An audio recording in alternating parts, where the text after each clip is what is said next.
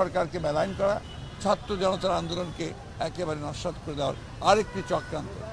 খুবই দুর্ভাগ্যজনক যে এত হত্যা, এত নির্যাতন, এত নিপীড়ন এবং এতগুলো ছাত্রীকে হত্যা করা, শিশুকে হত্যা করার পরেও সেই দলটি আবারও তারা বিভিন্ন রকমভাবে কথা বলছে যা বাংলাদেশের মানুষের স্বার্থের বিরুদ্ধে।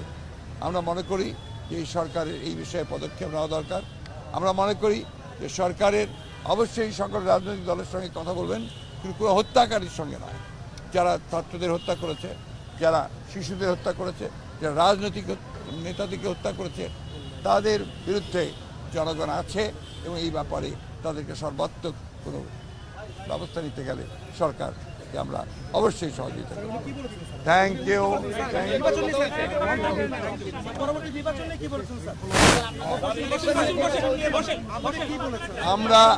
আমি একটা কথা বলি, নির্বাচন নিয়ে আমরা কোনো কথা বলিনি, কারণ আমরা বলেছি যে আগেও বলেছি, আপনাদেরকে জানেন যে এটা একটা নির্দিষ্ট সময় লাগবেই এই আপনার যে নির্বাচনের জন্য উপযুক্ত পরিবেশ তৈরি করতে। আমরা তাদেরকে সেই সময়টি অবশ্যই দিয়েছি এবং আমরা তাদের সব বিষয়গুলোতে সমর্থন দিচ্ছি।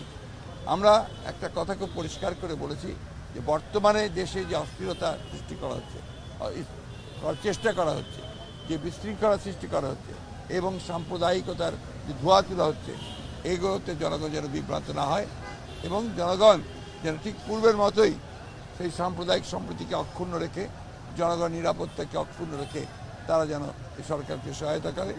আমরাও পুরোপুরিভাবে তাদেরকে সেইভাবে সহায়তা করছি, করে যাব। সরকার তো কাজ করছে, আমরা তো সেটা আশ্বস্ত। ধন্যবাদ।